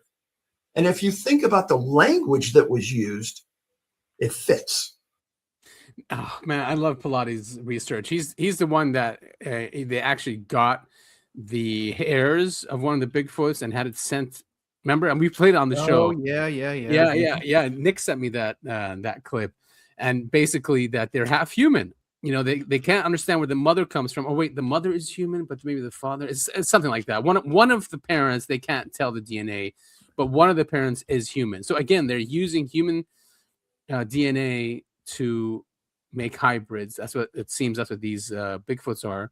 Nice. So I've always had this theory that Bigfoots are let out to scare anything, like to protect the aliens or whatever, the NHI or whatever the beings are, that's sent out to scare people and animals from the area. But I love the Native Americans, how they have such a close relationship with Bigfoot, and it's so cool, isn't it? Like we feed them raw meat. Yeah. So that was a journal entry from the 60s that he found. Cool stuff. Yeah, man, I love his documentaries. He's yeah, I'm gonna have to check him out, because he's just so serious, right? He's a serious investigator. He only uses official investigation documents. So yeah, he's a serious guy. That's why I like him. But also, of course, this came up: the Marines in restricted military training. Yeah, this was interesting. Marines in restricted military training area on Quantico base reports seeing a Bigfoot. Yeah, this is nuts. Where was this? Wisconsin. Yeah. Wait, the Marine. Oh, here it is. 15-20 minutes. I was a military training base, restricted area for Marines only. It's not open to the public. You can't go there without official permission and escort. Oh, here it is. So the incident occurred in July 2005. He was stationed at Marine Corps Base Quantico for over 3 years. He and 2 other Marines were told to leave at night and make their way through the woods to a vehicle at a pickup location. Of course, they were training. Yeah. There was an active training area. They were in an active training area, moving quietly with their flashlights off while students trained with blank ammunition. After the issue with their compasses, he says, "We decided to cut a new azimuth to a different reference point and then adjust course toward a different pickup spot further down the road. After roughly 15 to 20 minutes, they heard a loud sound like a tree cracking. Fearing it could be a falling tree, they turned on their flashlights and looked in the direction of the sounds. The creature was manipulating trees like they were nothing. We observed 2 trees next to each other bending towards one another." Oh, wow. When we looked up approximately 20 to 30 feet above the ground, we saw a large, hairy creature with its back facing us, he explained. Huh. The creature appeared to be pulling the two trees together. The hair was brown or reddish brown color. I could not determine whether it had climbed the tree or was already in it, but it was clearly manipulating both trees with great strength. These are not small trees. The creature was more than 8 feet tall with a large body and movements that did not resemble that of a person. The three, after initially freezing, took off running. Yeah, I would too. That's so funny. As we ran, we heard a very heavy thud and then fast-moving pursuit behind us. Whoa. There were loud crashing and breaking sounds like something large moving rapidly through dense brush. This continued for approximately 20 to 30 seconds. Yeah, chased him off. Dude, that is so funny. At that point, I yelled for the Marine in front to turn on his lights so we could move as fast as possible without falling. We turned our lights on and ran at full speed in the general direction of where we believed the road and pickup point were, no longer using our compasses. They reached the vehicle after about 5 minutes or so of running, jumped in and told the driver to get them out of there. They're not sure what they saw, but knew for sure it was not a black bear or any known animal in the area. Black bears in Quantico are relatively small. Yeah, black bears in general are small, and also they're not aggressive towards humans. They're scared of humans. They might bluff charge, but they don't typically attack humans. Right, and I don't think they pull 30-foot trees together. No, I don't think so either. Once again, we're unfortunately left with without an image or other evidence of what they encountered that summer night more than 20 years ago. Crazy. It is crazy. Fun stuff, though. I mean, yeah. Scary, though. Yeah, definitely. For some reason, I think I'd be more scared of seeing Bigfoot than I would an alien. I guess it really depends on context, you know? Yeah. Well, because Bigfoots can be, seen as wild and like 9 times out of 10, the alien just kind of wants some of my eggs, right? But Bigfoot, you don't really know. No, he wants to eat you, probably. Yeah. And this is a cool theory where UFO whistleblower claims cattle mutilations are used to harvest alien biodrones. What does he mean by alien biodrones, though? Yeah, that's I think so. When we talk about things like orbs, I mean, who knows? Are orbs technology, or are they alien life that we just can't even fathom as human beings? Or even the Greys themselves, right? Right. Or even the Greys themselves, exactly. Yeah. Many people say that they are biological robots. So, now the reason why is they also use Jacques Vallée. He says, Jacques Vallée, a leading researcher, described them as artificial biological robots designed to withstand our gravity, breathe our air, and look human-like enough to interact with us or learn about us. Fun. So, I mean, does that go back to the whole AI entity thing? Where it's trying to communicate with us. It uses the genetic information that's on the planet with species that have already evolved to be okay with the gravity here, with the air here, and so out of that create beings that can interact with us or interact with the planet in an efficient manner. Interesting. So, yeah, Bill Powers. Did they say why they came to that conclusion? Bill Powers, a contemporary of Vallée, even half joked in the 60s that these beings might be quote unquote noticing machines. Well, they're not noticing enough. No, they're not. Implying their primary purpose could be observation and data gathering rather than independent action. Such explanations offer a new lens to understand UFO reports that traditionally focus on extraterrestrial or origin alone, suggesting a dual-layered system where the visible craft and creatures may be tools of a larger intelligence. Yes. Yeah, we've been saying that forever. Yeah, exactly. Right?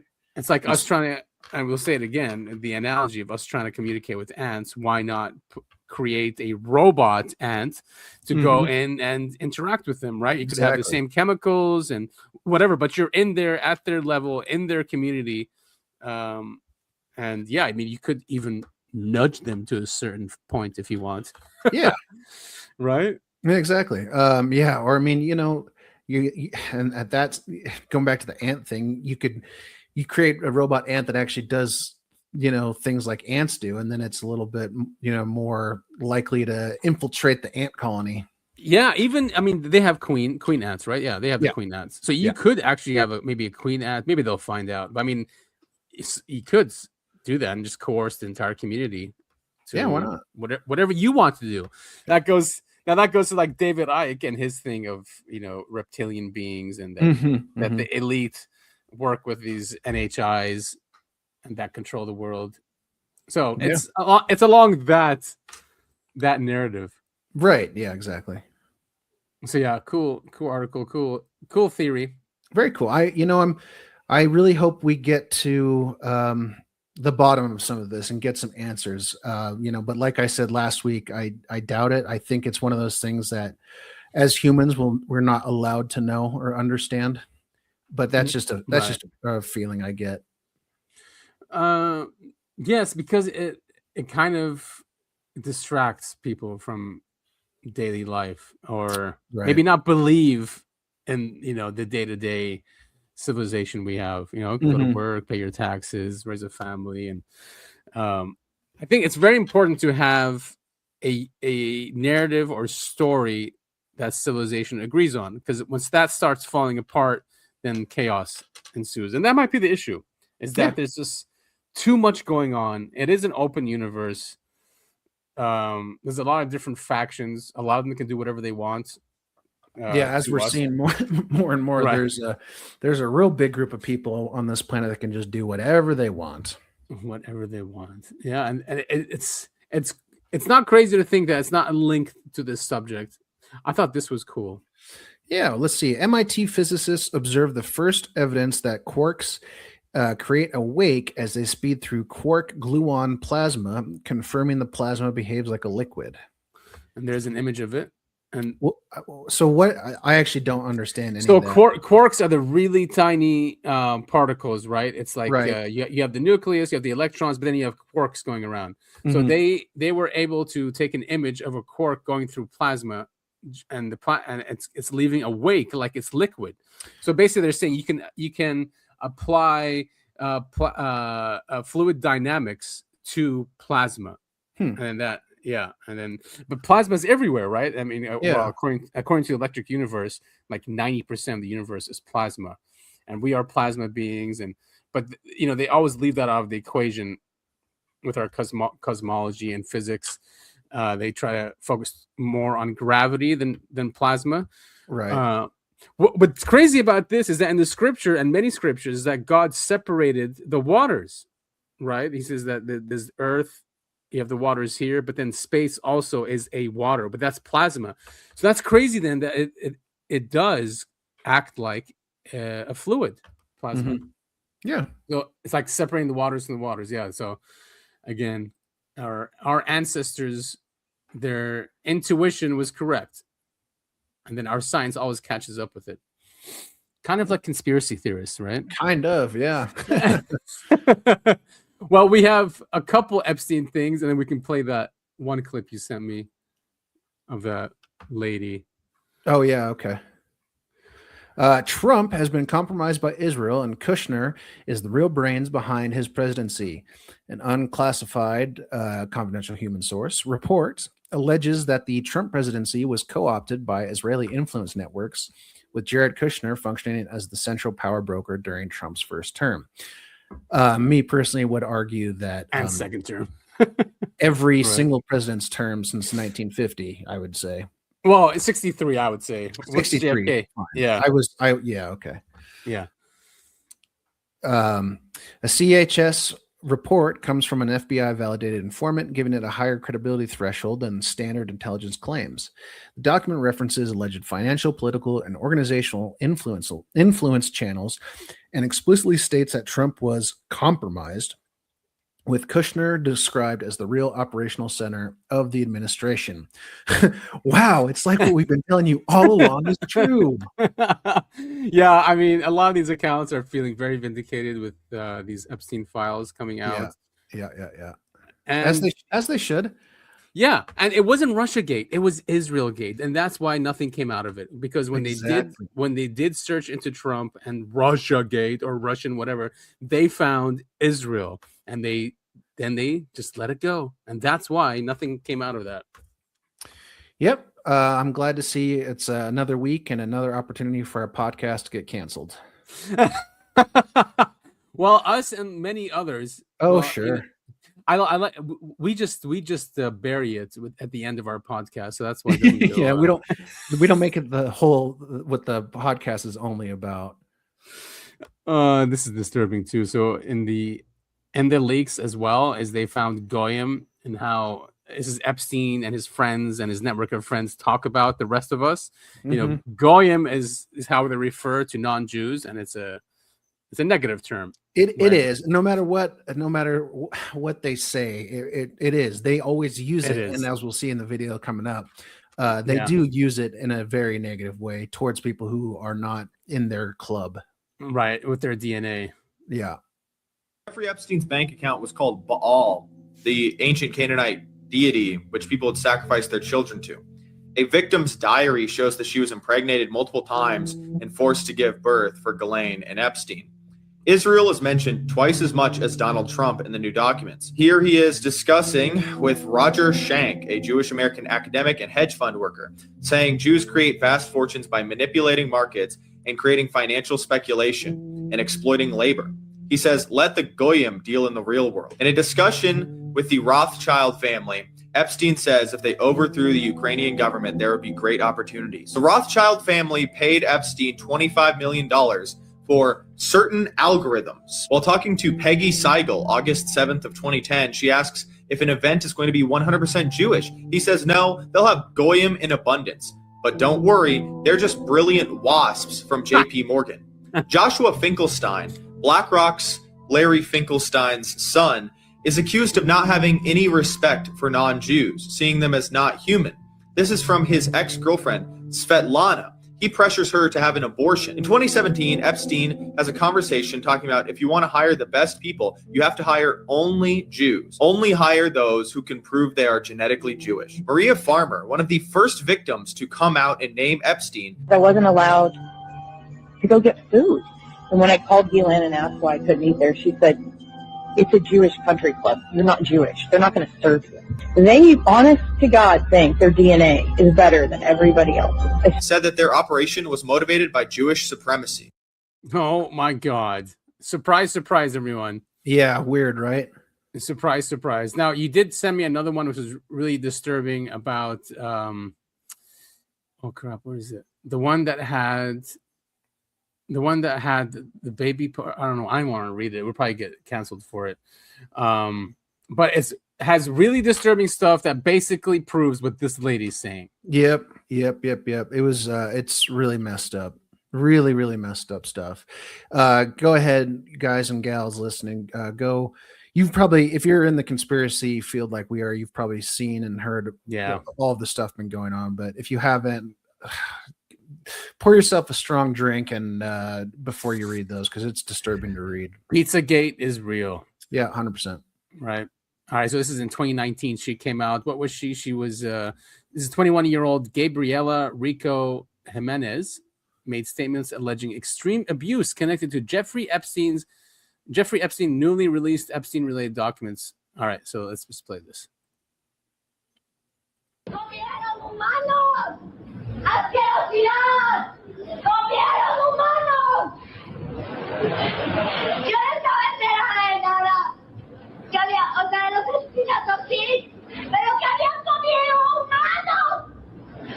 ¡Humanos! ¡Fuera la carne humana! Oh God! All right. So she was saying in Spanish there that they eat humans. Yeah. And what's even more disturbing about this, she was found dead not long after this, supposed suicide. So we know what that means, everyone. Right, exactly. It's like eyes wide shut. Yeah. I wasn't aware of anything, she says. I mean, about the murders, yes, but that they had eaten humans. Ugh. Humans. And not just that, it was baby humans. I mean, with that one leak that came out. Yeah, it is just disturbing what these people were doing. Even if not all of it is true, there's enough of it there where it's like, it is just pure unadulterated evil. It's disgusting. Yeah, Here's the one. Some of the newest Epstein files tells of girls disappearing and ending up as fertilizer for the golf fields. Yeah. That was another leak that came out, that if you guys don't shut up, we're going to kill you and use you as fertilizer. Mm-hmm. Trump is in there. Yeah. Right. I mean, they're all in there. They're all in there. One of the funnier ones, and it's not funny at all, but and I keep seeing people post that it's fake, and I don't think it is Elon Musk trying to get an invite to the party. And yeah, did you? Oh, here it is. You sent me that. This one. Yeah, I sent you a couple. But he sent an email to Epstein and said, "Hey, looking to party this weekend, yada yada yada." And Epstein just forwarded it to Ghislaine and said, "Take care of this." And she said, "Oh, we're not really doing those parties anymore, but we'll let you know if we change our minds." That's hilarious. So he tried to get into the parties and didn't want him in there. So yes, so supposedly it's fake. But again, the way that Reddit gets astroturfed by companies left and right, I wouldn't be surprised if it's Elon Musk paying someone to say, "Oh, it's fake. Oh, it's fake. Oh, it's fake." Yeah, I'm sure. Was this MF Elon tried to invite himself to Epstein Island, and guess what? Epstein turned this piece of cheese nut down, and I can't stop my laughing. Yeah. Man, maybe we should just get all the documents that are out there and do a complete show on all of them. Yeah, I wouldn't mind doing that. I was going to say next week probably is our best bet. I think by that time everything will have been released or found in the released files, I should say. Maybe we'll do it with Nick and Sid, because I know they wanted to do a show today, but we had this deep dive scheduled.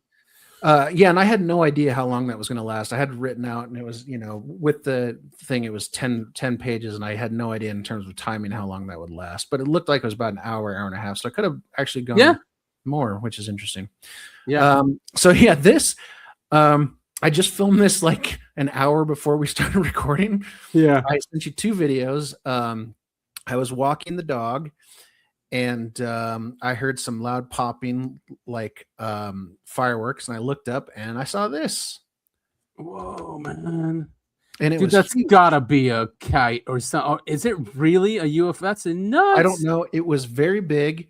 I sent it to my brother again. For those of you unaware, my brother has lived here has lived here a long time, and he is doubting because I said I think it's a balloon, just because I heard the pops like it was fireworks, and then I saw this thing, and you can't really tell from the video because of course I'm filming with my phone, but the pattern was very seeable with the naked eye, and it looked like the pattern that one might put on the outside of a balloon. I don't know. Do you have the other video too? Because that one I thought was cool. It's sitting still but going up and turning towards me. I'm trying to zoom in on this one. I'm zoomed in the most I can right now. Yeah. What's the stuff here though in the middle? That's what I'm talking about. That's the stuff I said. It was printed on what looked like was printed on the side. That's why I assumed it was a balloon. Yeah. But let's get the other video. I don't know. Very, very interesting. But yeah, I'm seeing these all the time now. It's great. Yeah, that is crazy, dude. Can you find out if people are launching stuff in a way? Yeah, I mean, I can ask my brother to ask around. Of course, I don't really know anyone from here like he does. But yeah, it was just there's a thing around it. I mean, it could be a camera artifact, but still, I think that's a camera artifact. But it was sitting there like this, and it's turning not around. I don't think it's definitely spinning around. It's not moving back and forth. That's me and my shaky hand trying, because I'm walking the dog at the same time. Yeah. But yeah, and then that's right on top of you. Yeah, like I said, it seemed like it was following me. It was wild, but it went straight up into the clouds not long after I stopped filming. You're kidding. I wish you got that. Yeah, I wish because I was like, okay, I've got footage of it, but it's not doing anything, just kind of sitting there turning. But I could have sworn it was looking at me. But anyway, right. Yeah, I mean, if this is real, and you're getting close to getting onto the craft, dude. You know what's so funny? I was sitting there filming, and I kept thinking about that. Like, are they going to pick me up? And then I was like, this is such an inconvenient time. If they wanted to come, it's always an inconvenient time. I was like, I've got the dog, and I'm supposed to record an episode. They can't abduct me now. That's what I say every time. I'm like, wait a minute, not now. Like, when it feels imminent. Yeah. That's. But funny. Yeah, I mean, in my heart of hearts, I do think it's a balloon. I think, but that being said, that's a really weird explanation because what the hell, See, I'm with you because I'm off record. When we weren't on the show, I was telling you what happened to me yesterday, where I experienced something, and I still am like, it has to be a star. It just has to be, right? Because I've come to it can't be that it was just a craft. So, but I was telling you, it was 11:30 a.m.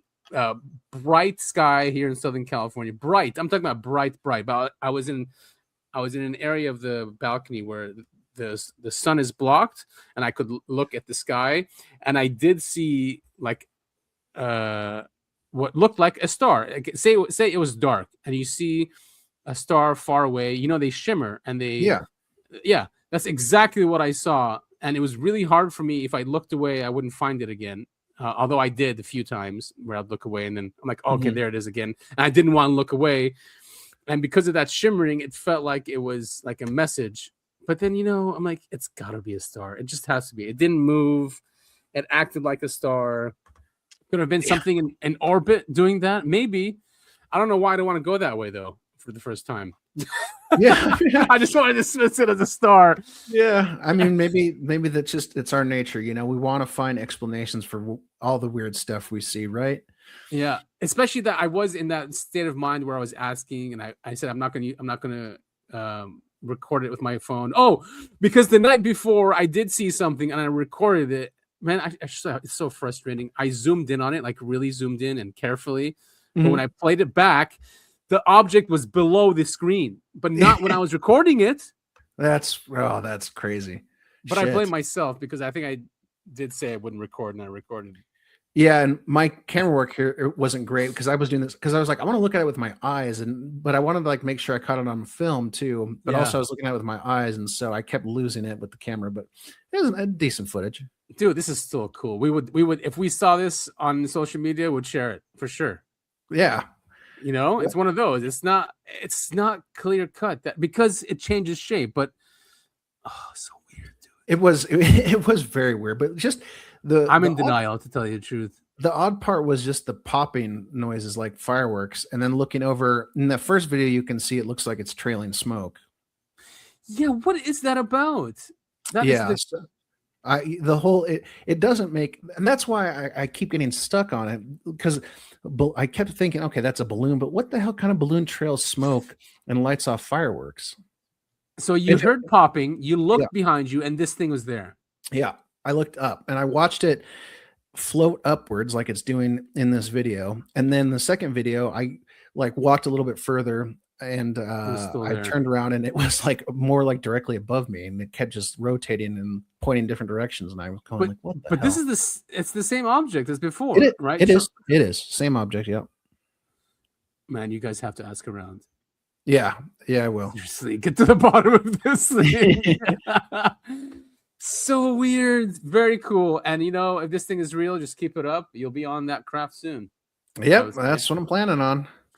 Yeah, I thought maybe you got, when I saw that yesterday, I'm like, oh, Topher told him to come pick me up. Yeah. Really cool. Oh man. How goofy would that be if you just hear a knock on your window at night and I'm hanging out the side of a UFO like, come on, dude. Yes, you did it. It's gonna happen. I believe in it. I sure hope so. That'd be one hell of a fun story. As long as they let us come home after. It'd kind of suck if they whisked us off away to Zeta Reticuli and we never got to come back home. I'm going to share these on Twitter. Is that cool? Yeah, go for it. All right, yeah, nice. let's see if we get any responses. Maybe someone can definitively say what it is. Yeah, and if other people from Colombia have also, which I'm sure they did, this is right there. It's high. I mean, it's not that high up. I was the first thing I did when I got back to the apartment is I started looking online to see if anyone had posted recently. But I mean, it had only been a couple minutes, so of course no one had yet. But I'm going to keep looking. All right, cool, very cool, man. Keep it up, and I would say on behalf of the audience that we wish you the best of luck in getting onto one of the crafts and interacting with Thank you. And reporting back to us, of course. Yeah, I'm hoping by this time next year we can start recording some of our podcasts from the UFOs. Coming to you live from Mars, the Uncovered Anomalies podcast. Dude, I'm looking forward to it. I believe that is it, Adam. Yes, it is.